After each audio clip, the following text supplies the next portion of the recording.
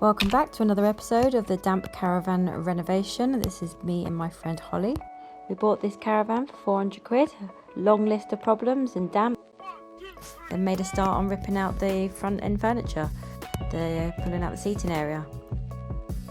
Anyone who knows me knows how much I hate spiders, and these buggers just kept coming out on me. So the amount of screws used to hold in the furniture into caravans is unreal. I mean, you just think you got them all, and then you give it a pull and it does not want to budge, and you find more screws and then find more screws. It's just endless. Finally started to get it out. I did break a few pieces in the end, just out of frustration, but I think I'm probably going to rebuild most of this anyway. Most of it, put new framing in. Pulled up the old lino, have a look what's underneath. You can see obviously where the water had been seeping in from the corners. So while I make a start on trying to get the windows out, a little bit about us. We both have day jobs. I work in data analytics, Holly works in L&D. I recently found I had a hobby with woodworking and DIY mid last year. Started with some paneling and building furniture and spiraled from there really. And Holly has a passion for the interior design, so between the two of us, hopefully we give this caravan a new lease of life. So the first windowsill came off really easy because of all the water damage. The middle one pretty easy as well. The third one not so easy, probably could have got away with leaving that one on, but obviously until we took it off, we needed to understand where the water was coming in, so we knew what areas we needed to target on the outside. And look what we have behind door number 1.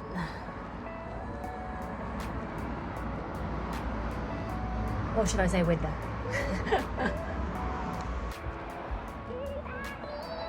You can literally see the water seeping out of this. It's absolutely soaking.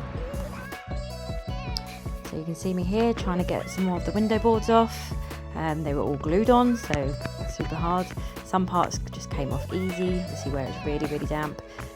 Some not so easy. But just trying to see the extent of the damage and see how far it goes.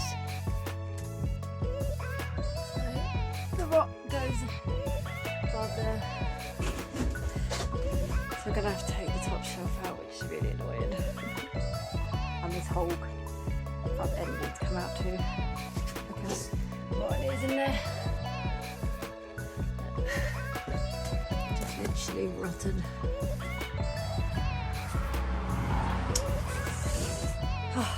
Trying to get this wall off, which was difficult.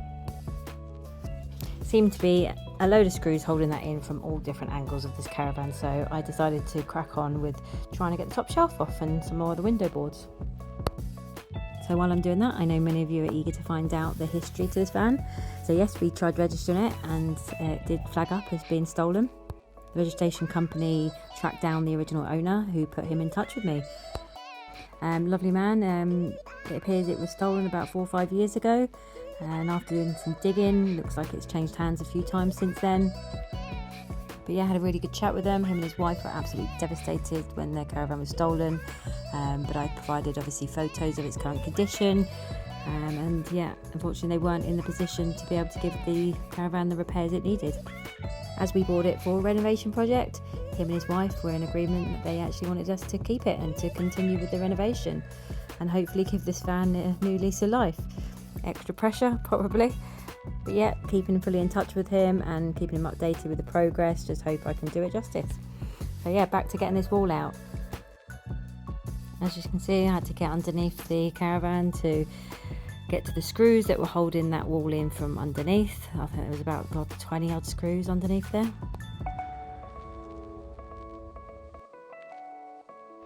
So finally got that wall down. And it wasn't without lack of effort. There was about 20-30 screws holding it in from underneath. So I had to climb under and get them all out. But it's finally out. So I moved the window bar, and now I'm going to finish getting these top cabinets down. And yeah, I eventually get them out. You may all notice the terrible sunburn I have got on my back. This is actually from being on the roof of the caravan without any sunscreen on, but yeah, you'll see that in a later video.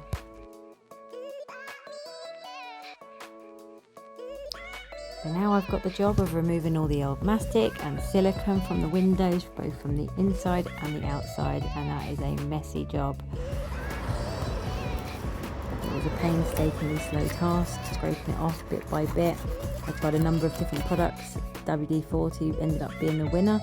Also removed the old vinyl, but yeah, finally got it all off. This was a couple of days work, showed you in 10 seconds. So first thing I done was to get the window rail back up. This is stuck on with the mastic and screws going into the framing behind, and also added some silicone for some extra protection. Now I needed to make the framing that went around the windows. I did this with paper to make a stencil. It's much more cost effective to rip a 4x2 into 3, so I did that and then started measuring out the frames.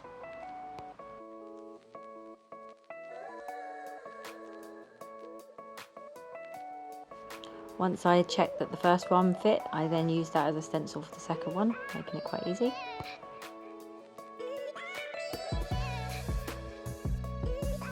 I then added some foam squares to the corners to be routed out.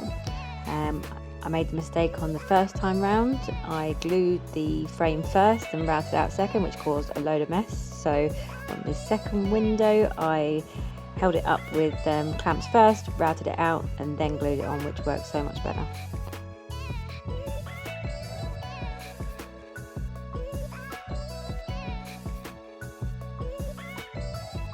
And then finally securing the frames to the top support with some screws. I then created the centre window and attached that one.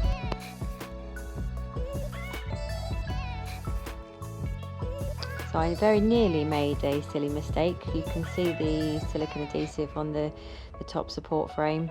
I went to attach the panel and then realised I forgot the insulation. So this is me stuffing the insulation in, scraping off the old glue, ready for the panel.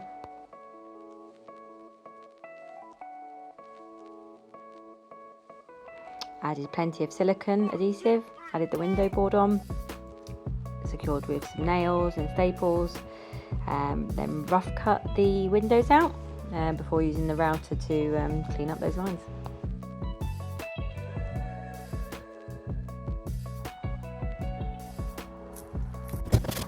Now here you can see me adding the new window rubber seals around the windows, ensuring that you push down quite firmly to make sure that the mastic has stuck to the outside of the window firmly, and then adding some staples to secure it, and then yeah, getting the windows back on.